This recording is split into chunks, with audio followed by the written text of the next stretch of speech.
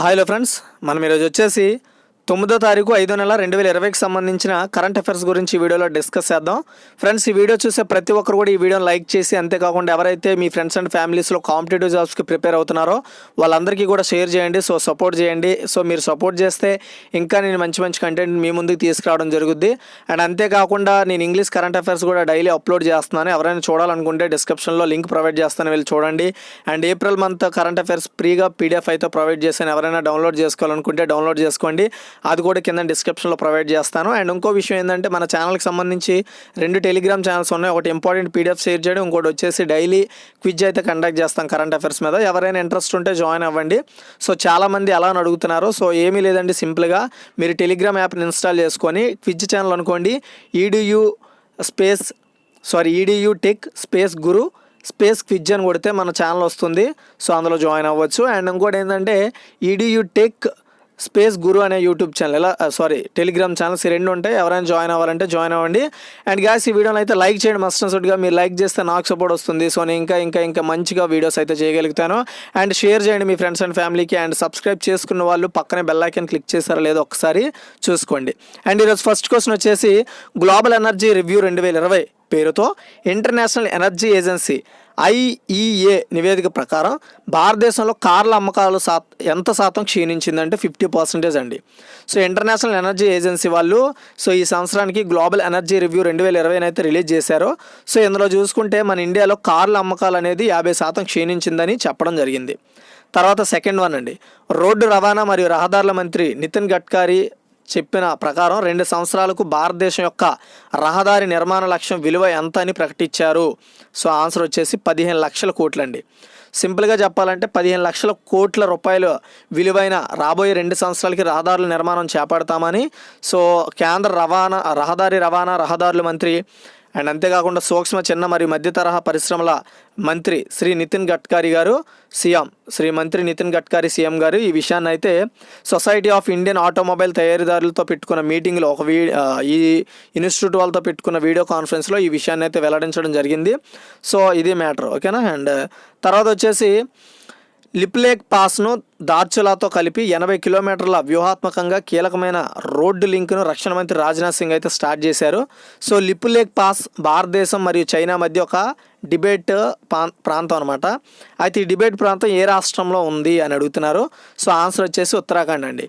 So కేంద్ర రక్షణ మంత్రి డిఫెన్స్ మినిస్టర్ రాజ్నాథ్ సింగ్ గారు ఉత్తరాఖండ్లోని ఒక వ్యూహాత్మకమైన ముఖ్యమైన గటియాబగర్ అండ్ లిపులేక్ మోటారు రహదారిని, అంటే వెహికల్స్ వెళ్ళే విధానం ఒక రహదారిని తీసుకొచ్చారనమాట. సింపుల్గా చెప్పాలంటే మానస సరోవరం అనమాట. సో దీని కోసం చేరుకోవడం కోసము 2020 మే 8న వీడియో కాన్ఫరెన్స్ ద్వారా దీన్ని స్టార్ట్ చేశారు. ఆల్రెడీ దీన్ని కన్స్ట్రక్షన్ కంప్లీట్ అయిపోయింది. సో ఈ కన్స్ట్రక్షన్ కూడా బార్డర్ రోడ్స్ ఆర్గనైజేషన్ వాళ్ళు దీన్ని నిర్మించారు. దీంతో పాటుగా మనకి వీళ్ళు ఏం చేశారంటే, చైనాకి మన ఇండియాకి సరిహద్దుల్లో ఈ ప్రాంతం ఉంటుందన్నమాట. సో దీనికి వెళ్ళాలంటే మనము మ్యాక్సిమం నీట్గా చెప్పుకోవాలంటే ఒక 3 days టైం పడుతుంది. సో మనం గమ్యాన్ని చేరుకోవాలంటే. బట్ ఇప్పుడు వీళ్ళు ఇచ్చిన ఈ యొక్క 75.54 కిలోమీటర్ల రహదారిని దీని ద్వారా మనము కేవలం హాఫ్ డేలోనే మనము రీచ్ అవ్వచ్చు అనమాట ఈ వే ద్వారా. సో ఈ వే ద్వారా ఇంతకుముందు కోనల్లో వెళ్ళాల్సి ఉండేది. సో ఇప్పుడు మాత్రం దీని ద్వారా వెహికల్స్తో పాటు మనం ఎర్లీగా చేరుకోవచ్చు అనమాట ఆ ప్రాంతాలకి. తర్వాత 3 సంవత్సరాల పాటు చాలా కార్మిక చట్టాలు నిలిపివేయడానికి ఏ భారత రాష్ట్రం ఆర్డినెన్స్ను జారీ చేసిందంటే ఉత్తరప్రదేశ్ గవర్నమెంట్ అండి. సో అన్ని రకాల కార్మిక చట్టాలను అండ్ అంతేకాకుండా ఉత్పాదక సంస్థలు ఉన్న కార్మిక చట్టాలను 3 yearsకి మొత్తం వీటన్నింటిని కూడా ఆపేస్తుంది అనమాట. ఏవైతే కార్మికులకు సంబంధించిన స్కీమ్స్ ఉంటాయో ఆ స్కీమ్స్ అన్నింటిని కూడా ఆపేస్తామని కొత్త ఆర్డినెన్స్ని ఉత్తరప్రదేశ్ గవర్నమెంట్ అయితే తీసుకురావడం జరిగింది. సో ఇది కూడా తాత్కాలికంగా అనమాట. సో కొన్ని మినహాయింపులు ఇస్తూ 2 years పాటు 3 years పాటు దీన్ని ఈ స్కీమ్స్ అన్ని కూడా ఆపేస్తారు. కొన్ని మినహా ప్రస్తుత కార్మిక చట్టాల నుండి వీటిని మినహాయించుతారని కూడా అది. తర్వాత కార్మిక చట్టాలు గుర్తుపెట్టుకోండి. ఇండియాలో కార్మిక చట్టాలు 3 సంవత్సరాల పాటు నిలిపివేయడానికి ఆర్డినెన్స్ జారీ చేసిన రాష్ట్రం ఉత్తరప్రదేశ్ అండి. సో నెక్స్ట్ 5వది, భారతదేశంలో COVID-19 emergency response and health systems preparation project కోసం $500 million రుణాన్ని Asia infrastructure investment bank AIIB ఆమోదించింది. అయితే ఈ AIIB యొక్క హెడ్ క్వార్టర్స్ ఎక్కడ ఉంది అంటే బీజింగ్ అండి. సో సింపుల్గా చెప్పాలంటే మన ఇండియాలో ఇప్పుడున్న కోవిడ్-19 పరిస్థితులు చక్కదిద్దుకోవడం కోసం so Asia infrastructure investment bank, దీన్ని AIIB అంటారు. సో ఈ బ్యాంక్ వచ్చేసి మన ఇండియాకి $5 మిలియన్ రుణాన్ని అయితే ఆమోదించింది. దీని యొక్క ప్రధాన కార్యాలయం వచ్చేసి చైనాలో ఉన్న బీజింగ్లో ఉంది. తర్వాత 6th వన్ అండి, రైతులకు రుణాలు ఇవ్వడానికి నాబార్డ్ రాష్ట్ర సహకార బ్యాంకులు మరియు ప్రాంతీయ గ్రామీణ బ్యాంకులకు 12,767 కోట్లను పంపిణీ చేసింది. అయితే ఈ నాబార్డ్ ప్రస్తుత చైర్మన్ ఎవరు అంటే హర్షకుమార్ భన్వాలా. సో రీసెంట్గా అపాయింట్ అయ్యారు ఇతను కూడా. So national bank for agriculture and rural development NABARD తమ వనరులను పెంచడం కోసం దేశవ్యాప్తంగా ఉన్న అన్ని రాష్ట్ర సహకార బ్యాంకులకు, ప్రాంతీయ గ్రామీణ బ్యాంకులకు 12,767 కోట్లను అయితే ఇవ్వడం జరిగింది. సో కోవిడ్-19 మహమ్మారి వ్యాప్తి కారణంగా లాక్డౌన్ టైంలో రైతులకు రుణాలు ఇవ్వడం దీని యొక్క లక్ష్యం.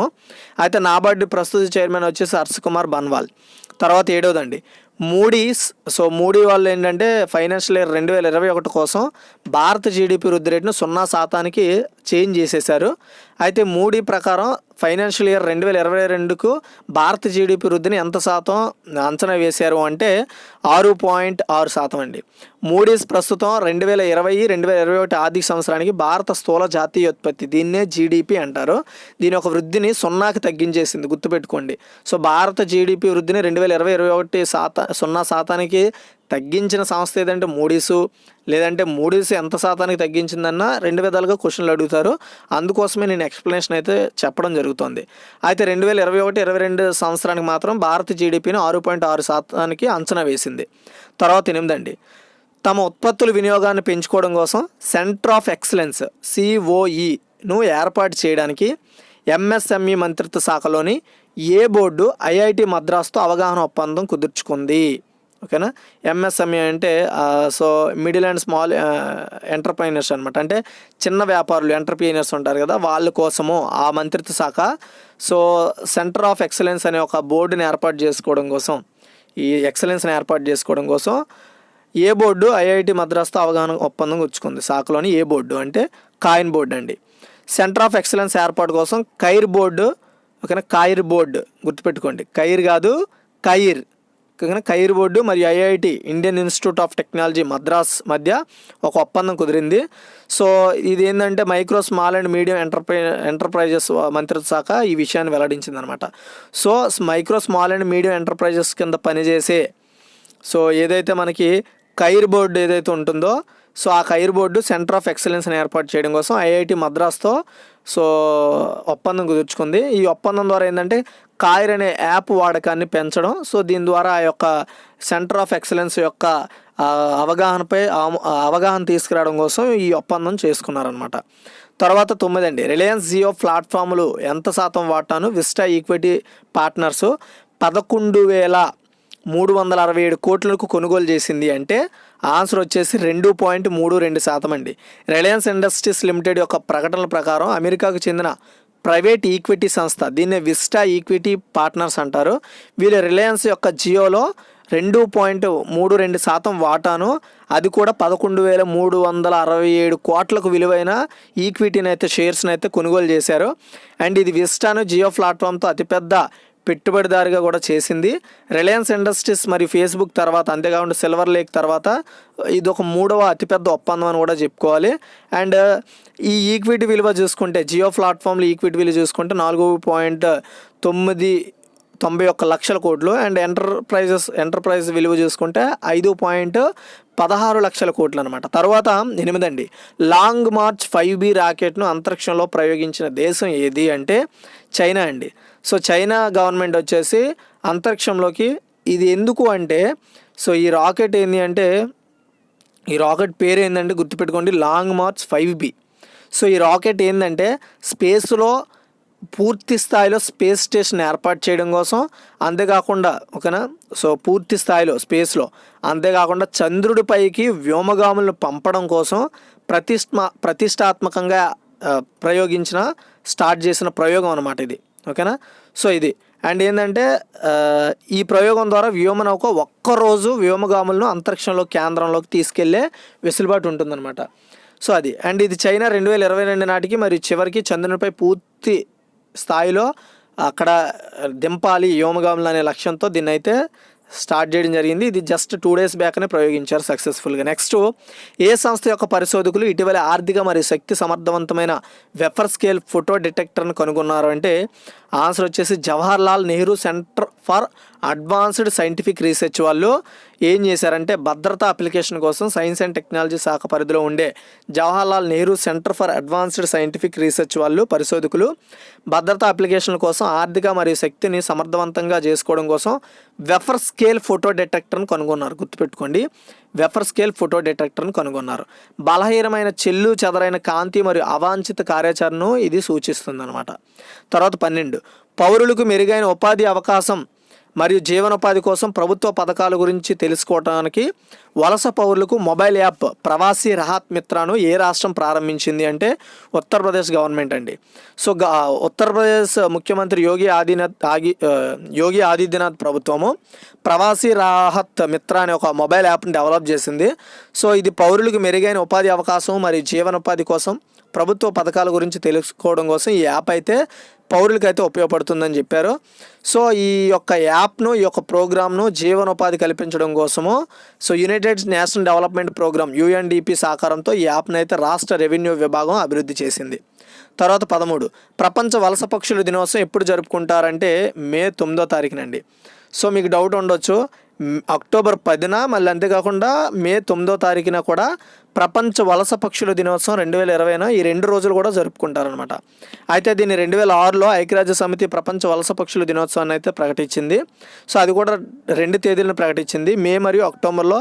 అది కూడా 2వ శనివారం మాత్రమే జరుపుకుంటారనమాట. అది అయితే వలస పక్షులపై అవగాహన పెంచడం మరియు వాటిని పరిరక్షించడం కోసం అంతర్జాతీయ సహకారం యొక్క ప్రాముఖ్యతని ఈరోజు లక్ష్యంగా అయితే పెట్టుకుంటుంది. అయితే ప్రపంచ వలస పక్షుల దినోత్సవం 2020 థీమ్ ఏంటంటే బర్డ్స్ కనెక్ట్ అవర్ వరల్డ్ అనే థీమ్తో దీన్ని సెలబ్రేట్ చేస్తున్నారు. తర్వాత 14 అండి, గోపాల్ కృష్ణ గోఖలే ఎన్నవ జయంతిని మే 9, 2020న జరుపుకుంటున్నారంటే 154వ జయంతి అండి. అతను పుట్టి ఇప్పటికీ 154 సంవత్సరాలు అవుతుంది.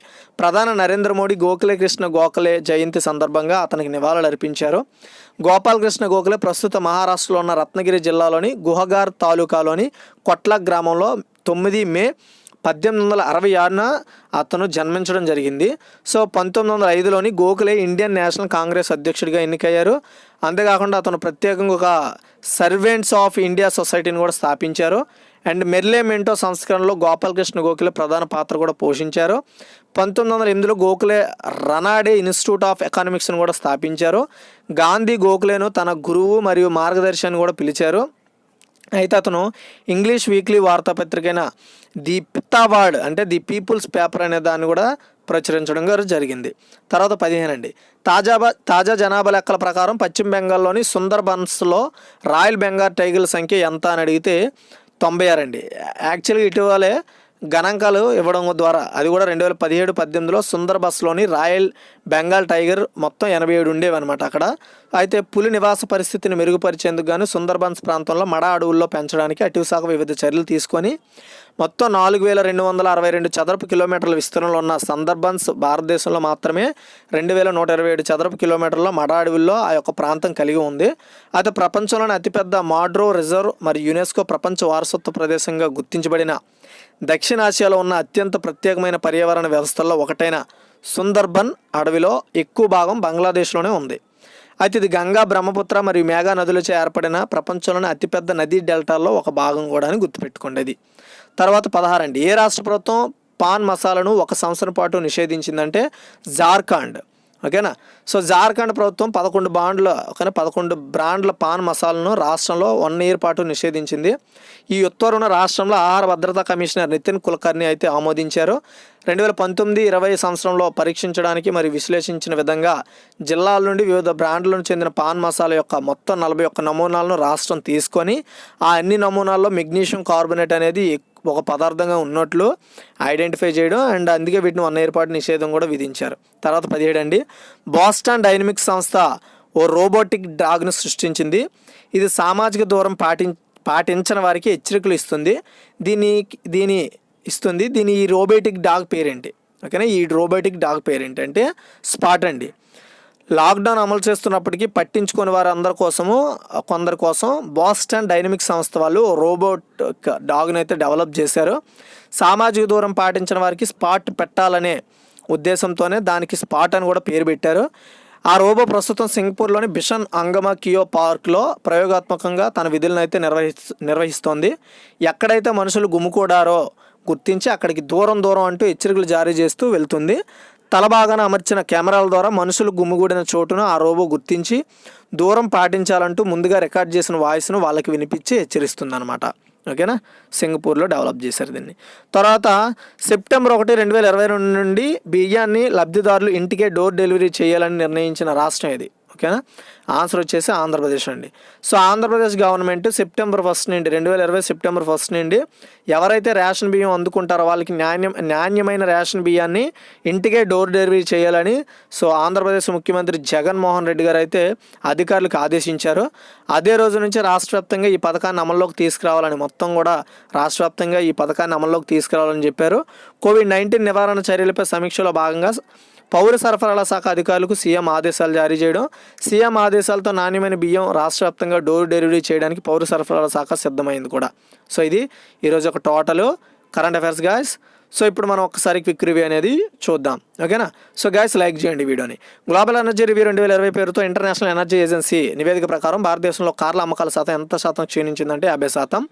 అండ్ రోడ్డు రవాణా మరియు రహదారుల మంత్రి నితిన్ గడ్కరీ ప్రకారం వచ్చే రెండు సంవత్సరాలకు భారతదేశం ఒక రహదారి నిర్మాణ లక్ష్యం విలువ ఎంత అని ప్రకటించారంటే 15 లక్షల కోట్లు. తర్వాత లిపులేక్ పాస్ను దార్చాలలో కలిపే 80 కిలోమీటర్ల వ్యూహాత్మకంగా కీలకమైన రోడ్డు లింకును రక్షణ మంత్రి రాజ్నాథ్ సింగ్ ప్రారంభించారు. సో లిపులేక్ పాస్ భారతదేశం మరియు చైనా మధ్య డిబేట్ మార్గం అనమాట. ఇది ఏ రాష్ట్రంలో ఉందంటే ఉత్తరాఖండ్ అండి. ఇక్కడ మీకు క్వశ్చన్లో 80 కిలోమీటర్లు అని చెప్పాను, కానీ పర్ఫెక్ట్గా చూసుకుంటే 75.54 కిలోమీటర్లు అనమాట అది. తర్వాత 3 సంవత్సరాల పాటు చాలా కార్మిక చట్టాలు నిలిపివేయడానికి ఏ రాష్ట్ర ప్రభుత్వం ఆర్డినెన్స్ జారీ చేసిందంటే ఉత్తరప్రదేశ్. తర్వాత వచ్చేసి భారతదేశం COVID-19 emergency response and health system preparation project కోసం $500 మిలియన్ రుణాన్ని ఆసియా ఇన్ఫ్రాస్ట్రక్చర్ ఇన్వెస్ట్మెంట్ బ్యాంక్ ఆమోదించింది. అయితే ఏఐబి యొక్క హెడ్ క్వార్టర్స్ ఎక్కడ ఉంది అంటే బీజింగ్ అండి. సో తర్వాత వచ్చేసి రైతులకు రుణాలు ఇవ్వడానికి నాబార్డ్ రాష్ట్ర సహకార బ్యాంకులు మరియు ప్రాంతీయ గ్రామీణ బ్యాంకులకు 12,767 కోట్లు పంపిణీ చేసింది. అయితే నాబార్డ్ ప్రస్తుత చైర్మన్ ఎవరు అంటే హర్ష కుమార్ బన్వాలా. తర్వాత వచ్చేసి మూడీస్ ఫైనాన్షియల్ ఇయర్ 2021 కోసం భారత జీడీపీ వృద్ధి రేటును 0% సవరించింది. మూడీస్ ప్రకారం ఫైనాన్షియల్ ఇయర్ 2020 కోసం భారతదేశ జీడీపీ వృద్ధి ఎంత శాతాన్ని అంచనా వేసిందంటే 6.6%. తర్వాత తమ ఉత్పత్తుల వినియోగాన్ని పెంచడానికి సెంటర్ ఆఫ్ ఎక్సలెన్స్ ఏర్పాటు చేయడానికి ఎంఎస్ఎంఈ మంత్రిత్వ శాఖలోని ఏ బోర్డు ఐఐటి మద్రాసుతో అవగాహన ఒప్పందం కుదుర్చుకుందంటే కాయర్ బోర్డు అండి.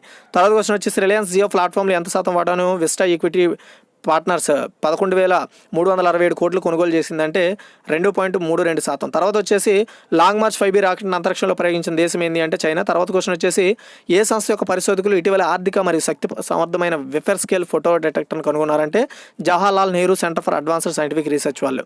తర్వాత పౌరులకు మెరుగైన ఉపాధి అవకాశం మరియు జీవనోపాధి కోసం ప్రభుత్వ పథకాల గురించి తెలుసుకోవడం కోసం వలస పౌరులకు మొబైల్ యాప్ ప్రవాసీ రాహత్ మిత్రాన్ని ఏ రాష్ట్రం స్టార్ట్ చేసిందంటే ఉత్తరప్రదేశ్ గవర్నమెంట్. ప్రపంచ వలస పక్షుల దినోత్సవం ఎప్పుడు జరుపుకుంటారంటే మే 9వ తారీఖున, అంతేకాకుండా అక్టోబర్ 10 కూడా. తర్వాత గోపాలకృష్ణ గోఖలే ఎన్నో జయంతిని మే 9, 2020 జరుపుకుంటున్నారంటే 154 జయంతి. తర్వాత వచ్చేసి తాజా జనాభా లెక్కల ప్రకారం పశ్చిమ బెంగాల్లోని సుందర్బన్స్లో రాయల్ బెంగాల్ టైగర్ల సంఖ్య ఎంత అంటే 96. తర్వాత వచ్చేసి ఏ రాష్ట్ర ప్రభుత్వం పాన్ మసాలను 1 సంవత్సరం పాటు నిషేధించింది అంటే జార్ఖండ్. తర్వాత క్వశ్చన్ వచ్చేసి బోస్ట్ డైనమిక్ సంస్థ ఓ రోబోటిక్ డాగ్ను సృష్టించింది. ఇది సామాజిక దూరం పాటించిన వారికి హెచ్ఎల్ జారీ చేస్తుంది. ఈ రోబోటిక్ పేరు ఏంటంటే స్పాట్ అండి. తర్వాత వచ్చేసి సెప్టెంబర్ 1 నుంచి నాణ్యమైన బియ్యాన్ని లబ్ధిదారులు ఇంటికి డోర్ డెలివరీ చేయాలని నిర్ణయించిన రాష్ట్రం ఏంటంటే ఆంధ్రప్రదేశ్. ఇది గైస్ టోటల్ ఈరోజు కరెంట్ అఫైర్స్. నచ్చితే లైక్ చేసి షేర్ చేయండి. And thanks for watching guys.